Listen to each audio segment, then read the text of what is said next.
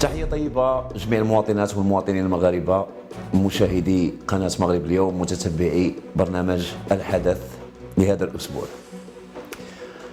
سنة 1999 الراحل عبد العزيز بوتفليقة الرئيس الجزائري آنذاك اللي كان يلاه تولى السلطة حضر في الجنازة ديال الملك الراحل الحسن الثاني الله يرحمه. وعلى هامش ذاك اللقاء كان أول مصافحة بين رئيس جزائري وبين رئيس حكومة إسرائيل اللي كان ديك الوقيته هو إيهود باراك. بزاف المحللين في ديك الوقيته اعتبروا هذه المسألة علامة ديال الانفتاح، لأن ماشي غير تصافحوا، تبادلوا واحد العدد من واحد المدة ديال الزمن تبادلوا فيها الحوار وناقشوا شي أمور إلى آخره. كانت ديما الجزائر تدعي الممانعة بأنه كتهاجم الدول التي تطبع، ولكنها لم تكن تهاجم الدول التي دارت علاقات مع إسرائيل كاملة. الدليل هو أنها ما عمرها قالت شي حاجة على مصر، وما عمرها قالت شي حاجة على الأردن مثلا، أو حتى المملكة العربية السعودية اللي سائرة أيضا في إطار التطبيع والسلام. بان كان التركيز ديالها دائما على المغرب. 2017 حادثة أخرى تزيد من التقارب الجزائري الإسرائيلي ولو تحت الطاولة، ملي الصحفيين الجزائريين تمت دعوتهم من طرف عوفير كيندلمان اللي كان في ديك الوقيته هو مستشار أو الناطق الرسمي المتحدث الرسمي باسم نتنياهو رئيس الوزراء. الوغ هالامور كامله زائد العلاقات التجاريه اللي كانت بين الجزائر واسرائيل على طول الوقت تحت الطاوله كما اقول. هادشي كامل غادي يتوضح اكثر ملي خرج عبد المجيد تبون الرئيس الجزائري مؤخرا بحوار مع صحيفه لوبينيون الفرنسيه، والدلاله ديال علاش الصحافه الفرنسيه ماشي الصحافه الجزائريه، مع العلم ان تبون كيعطي حوارات صحفيه للجزائريين للصحافه الجزائريه والاعلام الجزائري وكيقول فيه ما بغى، ولكن مع لوبينيون كان هناك اختيار مضبوط بالنسبه ليه هو باش يدوز ميساجات الماكرون. هادشي علاش كاين صحافه فرنسيه باش من خلالها يدوزوا دوك الميساجات اللي كيدلوا على التراجع ديال السي تبون والجنرالات والكابرانات ديال الجزائر في المواقف الاخيره ديالهم، خصوصا بعد صعود ترامب الى البيت الابيض وسقوط نظام بشار الاسد في سوريا. بطبيعه الحال الجزائر كتحس براسها بانها في عزله دوليه تامه بسبب المواقف ديالها من مجموعه. شفنا في الفيديوهات السابقه على العلاقه المتوتره اللي عندها مع روسيا، مع الصين، مع سوريا، مع دول افريقيه. ما نساوش بان نظام الكابرانات الى حدود 48 ساعه قبل سقوط نظام بشار الاسد كان يصدر بيانات الاشاده بنظام بشار الاسد الدكتاتوري ومعاداه رغبه الشعب السوري. الوغ هذه العزله كامله خلات بيان سور يكفي ايضا ان الجزائر تقريبا هي الدوله الوحيده من بعد اسرائيل في واحد الوقيته اللي عندها مشاكل مع جميع الدول اللي عندها معها حدود، مع المغرب، مع مالي، مع النيجر، حاليا مع موريتانيا. وكاين محاوله ديال ان محاوله افشال مخطط ديال التعاون المغربي الموريتاني في مجموعه من المجالات الاقتصاديه عن طريق واحد ارسال مجموعه من المسؤولين السياسيين موريتانيا من اجل اقناع الرئيس الموريتاني بالتراجع على اتفاقيات اللي عقدها مع المغرب مؤخرا. alors قلنا عندهم مشاكل مع المغرب، مع مالي، مع النيجر، مع موريتانيا، مع ليبيا ومع تشاد. هذه العزله الدوليه خلات بيان سور تبون يخرج في حوار صحفي اللي كيقول فيه بانه حذر الرئيس الفرنسي من مغبه الاعتراف بمغربيه الصحراء. ومن طبيعه الحال الرئيس الفرنسي ما سمعش كلامه، ما داهاش في هضرته، لان اصلا تحصيل حاصل، لان حتى ذاك التهديد المبطن اللي كان داروا تبون حسب التصريح ديالو لصحيفه لوبينيون بان غادي تخسر، كان كيقول لماكرون غتخسر الجزائر الا مشيتي اعترفتي بمغربيه الصحراء. ولكن بيان سور ماكرون ما عندوش مشكل، ولا السياسيين تما في فرنسا ما عندهمش مشكل انهم يخسروا الجزائر في اطار الحفاظ، ولا مادام غادي يضمنوا علاقات متميزه جدا مع الشريك الاكثر فعاليه والاكثر اهميه وديناميكيه اللي هو الجانب المغربي. الوغ هو تيقول بان رئيس ماكرون كيتسنى اتصال مع رئيس ماكرون على اساس زعما غتبان في الواجهه بانه زعما انت اللي تجي من عندك الخطوه، فرنسا اللي تجي من عندها الخطوه. ولكن هذا نوع من انواع التوسل ديال اوكي، حاول تحفظ الوجه ديالنا ككبرانات وكرئاسه، وماكرون يتصل ويحاول يصلح الامور وتبدا صفحه جديده نورمالمون. ولكن اللي مهم في هذا الحوار مع قبل ما ندوز اللي مهم في الحوار، انا ما عرفتش تبون على اي اساس غادي يتحاور مع الفرنسيين. هو عارف بان مجموعه من النقط اللي هي موقع ولا مركز الخلاف من غير قضيه الصحراء مع الفرنسيين.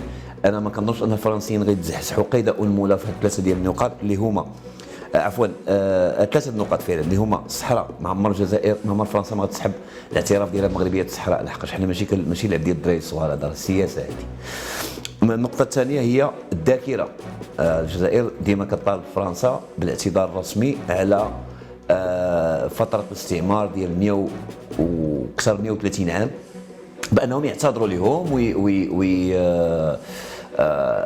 كوسيله يعني النسيان الماضي وبدء صفحه جديده. والنقطه الثالثه اللي هي تجارب نوويه. حنا كنعرفوا ان الجزائر كانت هي حقل ديال التجارب النوويه الفرنسيه، وهذه ايضا مساله يطالب الجزائريون بتسويتها. هذه النقط الثلاثه ما يمكنش ماكرون ولا فرنسا يتراجعوا عليهم، وبالتالي هذه الامور هذه اللي هذه النقاط اللي هضر عليها تبون في الحوار مع لوبينيون هي مجرد تحصيل حاصل لا خير بالنسبه للجزائر يرجى منه.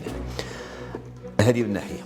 الموضوع الاخر، الموضوع اللي مهم لاكثر اهميه بالنسبه لنا، هو ان السي تبون اخيرا خرج من العنجهيه ومن ديك ادوار البطوله وادوار انه هما اش كيقولوا لهم الشيكورات ديال الجزائر ديال افريقيا، يعني الشواكر ديال افريقيا بالتعبير الجزائري اللي هما الرجال الصناديد ديال افريقيا. فجاه تبون ولا باغي يطبع مع دولة إسرائيل، وضع واحد الشرط سخيف اللي هو عارفه ما غيكونش وحنا جايين علاش، اللي هو أن يكون هناك دولة فلسطينية كاملة. احنا كنعرفوا بأن عمليا ما كاينش شي حاجة عمليا، كنضرب في الواقع وفيما هو عملي. ما يمكنش يتم الكلام على حدود من غير حدود 1967 ديال النكسة. وبالتالي تبون راه ماشي الغرض ديالو هو اعتراف، عفوا ماشي الغرض ديالو هو دولة فلسطينية كاملة، ولو انه ما هضرش، هو ما قالش شنو واش حدود 48 ولا حدود 1917 مع واحد بلفور في اطار الاحتلال البريطاني، ولا 1967 ولا حدود ديال 1973 من بعد ما تجاوزوا المصريين خط بارليف. شنو المهم هو قال لك دوله فلسطينيه كامله وفهمتها كيف ما بغيتي، ولكن ماشي هذا هو الموضوع. هنا المساومه، وهضرنا في فيديو سابق على كيفاش ان الجزائر استقلت ديال حد الملوك، مشات تخطب ود امريكا على حسب علاقتها مع روسيا، ففقدت الاثنين لان امريكا ما بدات شي استعداد انها تسحب الاعتراف ديالها بمغربيه الصحراء او تبيع السلاح للجزائر. ولكن حنا اليوم كنشوفوا بان هذه نقطه من النقاط ديال او خطوه من خطوات المساومه اللي بغات ديرها الجزائر، على اساس ان مستعدين يطبعوا مع اسرائيل.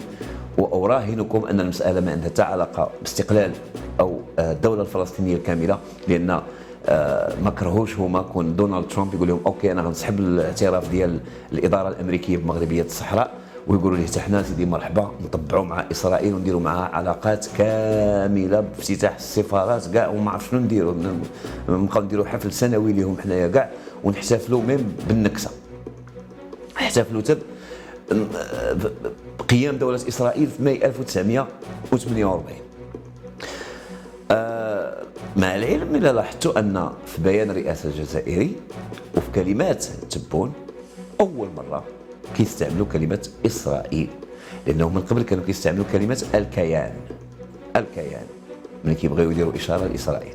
أو المحتل الإسرائيلي ولكن كلمة إسرائيل يعني تعترف بها كدولة، وأنت باقي ما طبعتيش. التطبيع راه باين من دابا الشريف، غير كنتو كديروا فيها البطولة والفداء.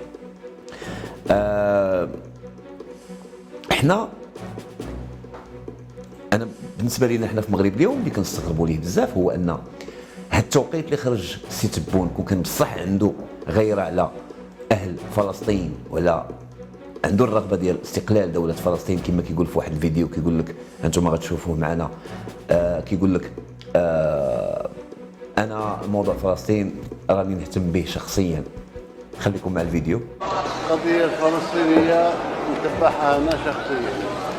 الوغ انتم سمعتوا بودنيكم السيد تيقول لك انا اهتم بالقضيه الفلسطينيه شخصيا، والسيد كان غير قال لك الجيش راه جاهز واحد الوقيته، وبزاف ديال الحوايج، بزاف العنتريات الفارغه والدونكيخوطيات ديال لا مانشا اللي كيحارب طواحين الهواء في رائعه سيربانتيس، كيشبهوا لهم بزاف، كيشبهوا لها الدونكيخوطه.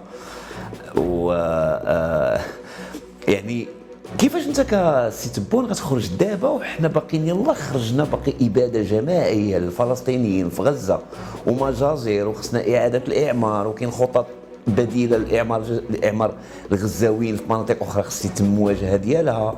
ونايض انت كتهضر على التطبيع دابا بلغ غير الوقيته وباقي الدماء الفلسطينيه ما نشفتش في غزه، وكتجيو وكتهلكونا بكثره الشعارات وكثره الغوات، وحنا خوتنا في فلسطين وحنا معاهم قلبا وقالبا، وانتم فيكم غير الدواوي كما كنقولوا باللغه الدارجه المغربيه، غير هضري كلام فقط، والكلام لا ينفع بشيء يا جزائريين. الوغ الانباء كلها في سوريا، مشى احمد عطاف مشى لسوريا باش زعما يصلح هذيك القضيه ديال انهم كانوا ضد المقاومه ومع النظام الديكتاتوري ديال بشار الاسد. ولكن الخبر اللي تسرب هو ان 500 جندي جزائري اللي حاصلين عند السوريين في معتقلات ديالهم، احمد الشرع رفض الافراج عليهم رغم زياره احمد عطاف. قضيه ديال امريكا، دونالد ترامب، الانباء واضحه بان لا مجال لسحب الاعتراف بمغربيه الصحراء، والقنصليه ديال امريكا في الداخله ستقام في موعدها ان شاء الله. وبالتالي حتى حاجه ما غتنفع الجزائريين في هذه المناورات اللي كيديروا. كاين اخبار زوينه اخرى ولكن غادي نخليوها الحصاد ديال هذا الاسبوع ان شاء الله. اخبار جميله جدا نعطيكم عنوان منها، هو ان المغرب حاليا في ظرف اشهر قليله غادي نبداو نصايبوا المسيرات يعني لي درون هنا في المغرب وبفرانشيز تركي، ولكن هذا التعاون ديال تركيا مع المغرب فين جاي، وكل شيء يبشر بالخير في المستقبل ان شاء الله. كنشكركم على المتابعه ونشوفكم في الفيديو القادم. الى اللقاء. لا تنسوا الاشتراك بالقناه وتفعيل الجرس ليصلكم كل ما هو جديد.